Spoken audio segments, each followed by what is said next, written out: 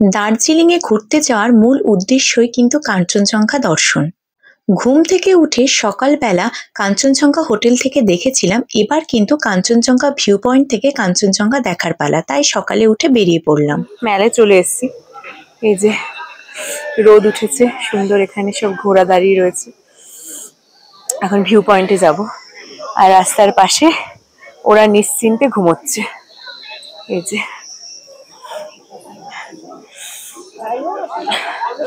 যেহেতু সরস মেলা হচ্ছিল কালকে, তো এখনো সেগুলো টাঙানো রয়েছে। দার্জিলিং এর এই ম্যালটা কিন্তু আমার ভীষণ পছন্দের। অন্যান্য এত জায়গায় ম্যালে গেছি, কিন্তু দার্জিলিং এর ম্যালের কোনো তুলনাই হয় না। আর এই সুন্দর সুন্দর ঘোড়াগুলোকে দেখে কিন্তু আরো মনটা ভালো হয়ে যাচ্ছিল। দেখুন কি সুন্দর সাজিয়েছে চুল দিয়ে। আর আপনারা চাইলে কিন্তু এখানে ঘুরতেও পারেন ওদের পিঠে চড়ে। আর ম্যালটা একটু অন্যরকম লাগছিল যেহেতু সরসমেলা চলছিল। তো আমরা কিছুক্ষণ ম্যালে বসেছিলাম, ম্যালে ঘুরছিলাম। ম্যালের এদিকে দেখুন দুপাশে দুটো রাস্তা রয়েছে। এই যে সরসমেলা লেখা রয়েছে, তার ডান পাশের রাস্তা দিয়ে কিন্তু আপনাদেরকে যেতে হবে কাঞ্চনজঙ্ঘা ভিউ পয়েন্টে। এখন আমরা কাঞ্চনজঙ্ঘা ভিউ পয়েন্টে যাচ্ছি। এই যে মেলের পাশে যে রাস্তাটা, আর এখানে কোনো পোকা ডাকছে। দার্জিলিং এ গেলে মহাকাল মন্দিরে তো সকলেই যায়, আর মহাকাল মন্দিরে যাওয়ার রাস্তা কিন্তু এটা। তবে আমরা কিন্তু এদিনকে এই রাস্তা দিয়ে মহাকাল মন্দিরে যাইনি। আপনারা তো এখান দিয়ে গেছেন, কিন্তু আপনাদেরকে আজকে দেখাবো অন্য একটা রাস্তা। এখন রোদটা এদিকে নেই, তবে বেশ ভালোই লাগছে।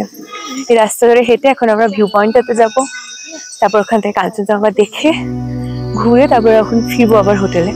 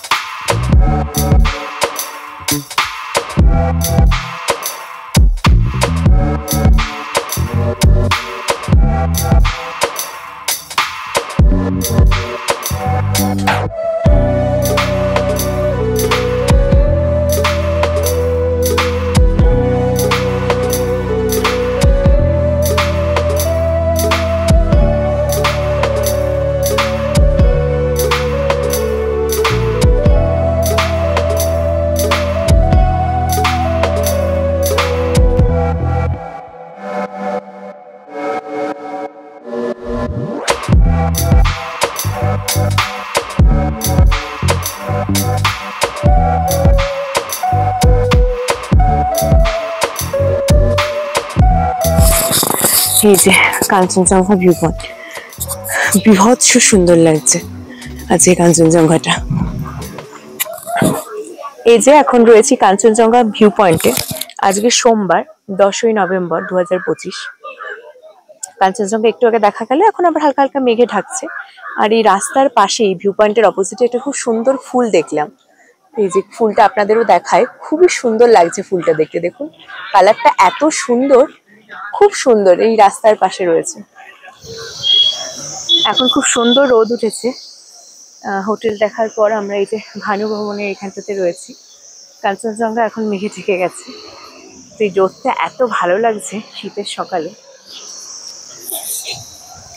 খুব সুন্দর রোদ উঠেছে। 10ই নভেম্বর সোমবার দার্জিলিং এ রয়েছে, এখন ভানু ভবনের এখানটাতে রয়েছে। খুব সুন্দর ওয়েদার।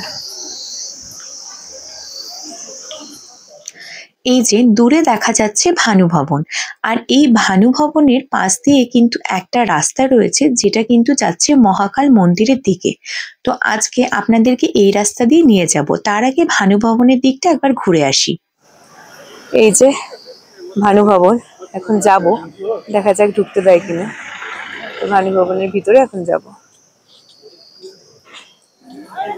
এই যে এখন ভানু ভবনে যাচ্ছি। এখানে একটা এখন মেলা চলছে, সামনে একটা মা সরস্বতীর মূর্তি আছে।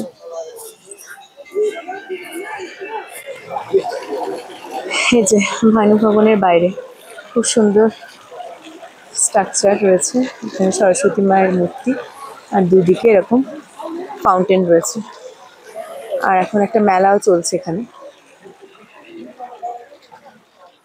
দার্জিলিং এর লোকাল গভর্নমেন্টের অফিস এই ভানু ভবন। তো এখানে কিন্তু ভেতরে ওদিনকে অনুষ্ঠান ছিল, ঢুকতে দিচ্ছিল না। আর বাইরে দেখুন, এখানে কিন্তু একটা মা কালীর ভীষণ সুন্দর একটি মূর্তি ছিল, যেটা দেখে খুব সুন্দর লাগলো। এই ভিতরে এমনি যেতে দিচ্ছে না, এখানে কিছু অনুষ্ঠান চলছে, তো বাইরেটার জন্য সাজানো রয়েছে সুন্দর করে, বাট এর জন্য দেখতে দিচ্ছে। এই সেন্ট অ্যান্ড্রুজ চার্চটা কিন্তু রোববার করে খোলা থাকে। তো এদিনকে তো সোমবার ছিল, তাই জন্য আমরা চার্চে যেতে পারিনি। তবে এই রাস্তা দিয়ে কিন্তু আমরা এগোচ্ছিলাম। এটা হলো দার্জিলিং এর জিমখানা, ইংরেজের সময় তৈরি। এটা একটা হেরিটেজ সাইট, এখান দিয়ে আমরা এখন যাচ্ছি। এই রাস্তাটা এই চার্চের দিকটাও রয়েছে, আবার এটা কিন্তু মহাকাল মন্দিরের দিকেও যাচ্ছে। হ্যাঁ, এই যে এখান দিয়ে মহাকাল মন্দির যাওয়া যায় সিঁড়ি দিয়ে, এটা একদম ছোট রাস্তা একটা। এই যে এখানে জিমখানা, তার এখান দিয়ে আসলে এখান দিয়েও যাওয়া যায়। এই যে এখানে যে জিমখানা ক্লাবের পাশে যে চার্চের পাশে যে রাস্তাটা রয়েছে, এখান দিয়ে কিছু সিঁড়ি আছে, এই সিঁড়ি দিয়ে গেলে কিন্তু একেবারে আমরা পৌঁছে যাব মহাকাল মন্দির।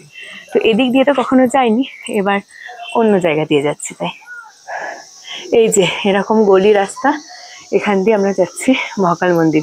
এখানে অনেক বাদরও আছে, তবে ওরা কিছু করছে না। এটা অনেকটা শর্টকাট, দুটো সিঁড়ি সিঁড়ি আছে, ওই যে ওরা আবার লাফ মারছে।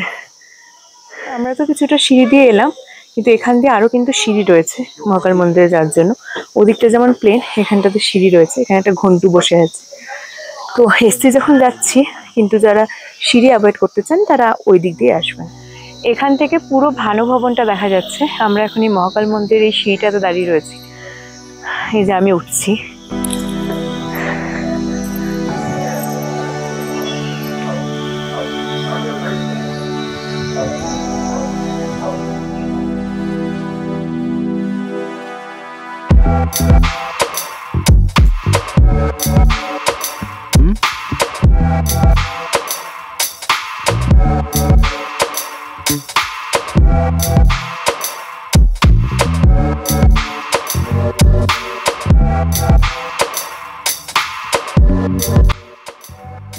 মহাকাল মন্দিরে যাচ্ছি এইদিকে রাস্তাটা দিয়ে। এখন যে সিঁড়িটা দিয়ে এলাম, এটা কিন্তু অতটা খাড়া না, বেশ ভালোই লাগলো। শুরুর দিকে একটু খাড়া ছিল, তবে এখন কিন্তু বেশ ভালো লাগলো। এই মহাকাল মন্দির কিন্তু মূলত ডেডিকেট করা হয়েছে ভগবান শিবকে। তবে এখানে হিন্দু এবং বৌদ্ধ উভয় ধর্মের সংমিশ্রণই কিন্তু পরিলক্ষিত হয়। 1782 সালে লামা দর্জি রিনজিং কিন্তু এখানে একটি বৌদ্ধ মনেস্ট্রি স্থাপন করেন। পরবর্তীকালে 1815 সালে গোর্খা আক্রমণের সময় এই বৌদ্ধ মনেস্ট্রিতে কিন্তু ধ্বংস করা হয় এবং লুণ্ঠন করা হয়। বর্তমানে সেই বৌদ্ধ মনেস্ট্রিটা কিন্তু ভুটিয়া বস্তিতে স্থানান্তর করা হয়েছে।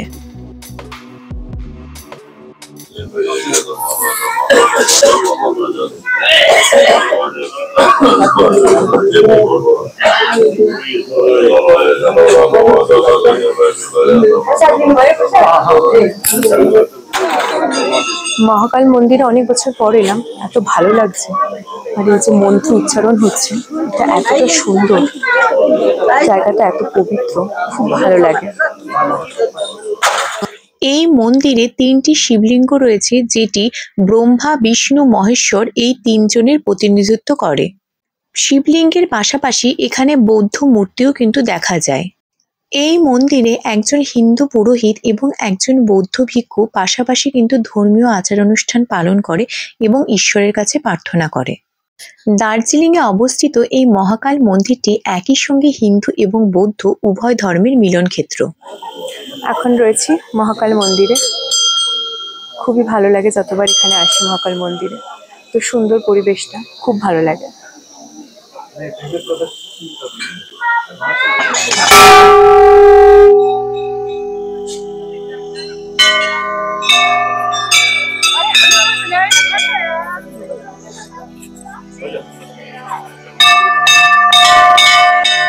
এই মন্দিরে একটি বৌদ্ধ স্মারক মন্দির রয়েছে, তার পাশাপাশি কিন্তু অন্যান্য অনেক দেবদেবীর মন্দির রয়েছে।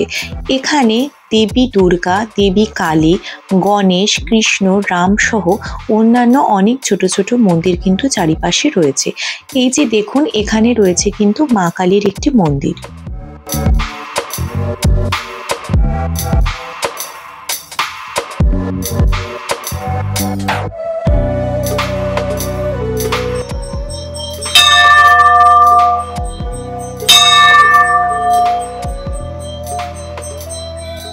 তো ওই দিক দিয়ে মহাকাল মন্দিরে আজকে উঠেছি একটা অন্যরকম রাস্তা দিয়ে, বেশ ভালো লাগলো। আর নামছি কিন্তু সেই চিরাচরিত রাস্তা দিয়ে, যেটা দেখালাম আমরা যখন আসছিলাম। তো এই রাস্তা দিয়ে এবার কিন্তু আমরা নেমে যাচ্ছি।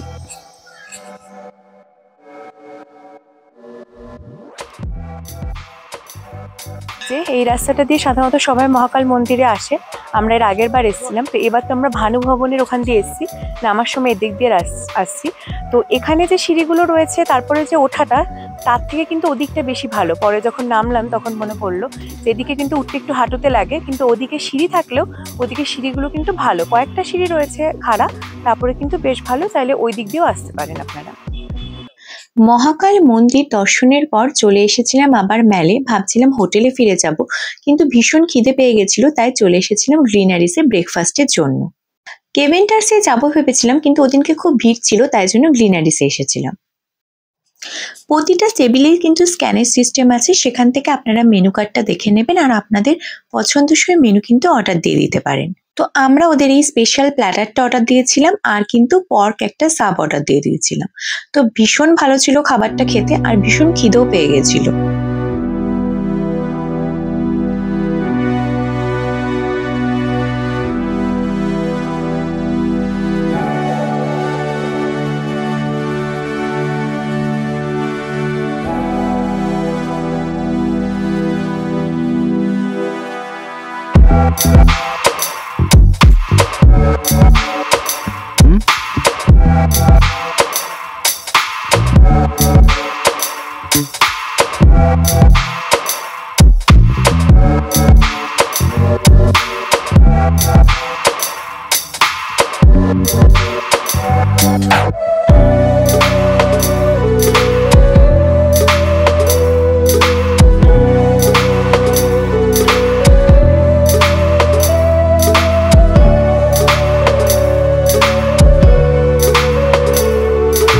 ঠান্ডার মধ্যে বসে সকালবেলা হট চকলেটে চুমুক দিতে দিতে যখন কাঞ্চনজঙ্ঘা দেখা যায়, তখন তো বেশ ভালোই লাগে। তবে কাঞ্চনজঙ্ঘা কিন্তু ছিল না সেই মুহূর্তে, কিন্তু কাঞ্চনজঙ্ঘা আগেই মেঘে ঢেকে গেছিল। তবে পরিবেশটা কিন্তু খুবই ভালো লাগে যতবার এই গ্লিনারিসে যাই দার্জিলিংয়ে গিয়ে। ক্লক টাওয়ারটা, এই যে ক্লক টাওয়ারের এখানে রাস্তাটা, এইখানটাতে রয়েছে এই যে বনিস ক্যাপিটাল মার্কেট। তো এইখানে নিচে গিয়ে বাদিকেই কিন্তু রয়েছে রেস্টুরেন্টটা, যেখানে দুপুরে লাঞ্চের জন্য চলে গেছিলাম বনিস রেস্টুরেন্টে, আর ওখানে গিয়ে নিয়ে নিয়েছিলাম অ্যালফ্রেদো পাস্তা আর সেজওয়ান প্রন। তো কোয়ান্টিটি একটু কম লাগছিল দুজনের হিসেবে, তাই জন্য পরে কিন্তু একটা নুডলসও অর্ডার দিয়ে দিয়েছিলাম। লাঞ্চ সেরে আবার ফিরে এসেছিলাম হোটেলে, আর হোটেল থেকে যে এই যে ভিউটা খুবই সুন্দর লাগে, দূরের পাহাড়গুলো দেখা যাচ্ছে। তো বরের একটু কাজও ছিল, ও কাজ করছিল আর আমি বসে বসে পাহাড় দেখছিলাম। তারপরে সন্ধ্যাবেলা বেরিয়ে পড়লাম দার্জিলিং স্টেশনের উদ্দেশ্যে। আমি দার্জিলিং বেশ কয়েকবার গেছি, কিন্তু কোনোবারই দার্জিলিং স্টেশন যাওয়া হয়নি। ক্লক টাওয়ারের যে রাস্তাটা, অর্থাৎ ক্লক টাওয়ারের পাশ দিয়ে যে রাস্তাটা, সেই রাস্তাটা ধীরে কিন্তু এগিয়ে গেছিলাম আমরা। আর কিছু দূর হাঁটতে হবে আপনাদেরকে। রাস্তাটা যেভাবে গেছে সেভাবে গেলেই কিন্তু আপনাদের পড়বে দার্জিলিং স্টেশন। তো কোনোবারই যাওয়া হয়নি, এই প্রথমবার কিন্তু আমি এই দার্জিলিং স্টেশনটাতে গেলাম। দেখুন, এখানে কিন্তু আই লাভ দার্জিলিংও লেখা রয়েছে। পরের দিন ভেবেছি যে জয় রাইড করবো, তো তারই ইনফরমেশন নেওয়ার জন্য কিন্তু দার্জিলিং স্টেশনে গেছিলাম। আর যেহেতু প্রথমবার যাচ্ছি, তাই জন্য ভালো করে একটু ঘুরেও দেখছিলাম দার্জিলিং স্টেশনটা। রাত্রেবেলা কিন্তু বেশ নির্জন ছিল। এখন রয়েছি দার্জিলিং স্টেশনে। আমি এর আগে কখনো দার্জিলিং স্টেশনে আসিনি, ঘুমে গেছিলাম। তো এখান থেকে জয় রাইড হয়, এখান থেকে শিলিগুড়ি যায়, এখান থেকে ঘুম স্টেশন পর্যন্ত যায়। এই যে সব টয় ট্রেনগুলো রাখা রয়েছে, সুন্দর। এই যে টয় ট্রেন, পুরো ফাঁকা স্টেশন, দার্জিলিং স্টেশন বেশ সুন্দর, নির্জন। তো আপনারা যদি জয় রাইড করতে চান তাহলে চলে আসবেন। সকাল এই 8টা 9টা থেকে শুরু হয়ে যায়, আর বিকেল 4টে পর্যন্ত কিন্তু এটা হয়, তারপরে কিন্তু এটা বন্ধ হয়ে যাবে। You say slow down. I don't like to move too fast. It drowns. Darjeeling station থেকে ফিরে চলে গিয়েছিলাম আবার কিন্তু মেলে। তো ওখানে মেলাও চলছিল আর চলছিল ফাংশন। দেখুন সবাই কি সুন্দর আনন্দে মেতে উঠেছে, আমিও কিন্তু মেতে উঠেছিলাম আনন্দে।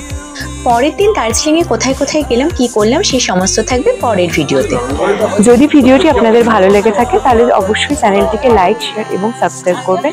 আর সকলে ভীষণ ভালো থাকবেন। ধন্যবাদ।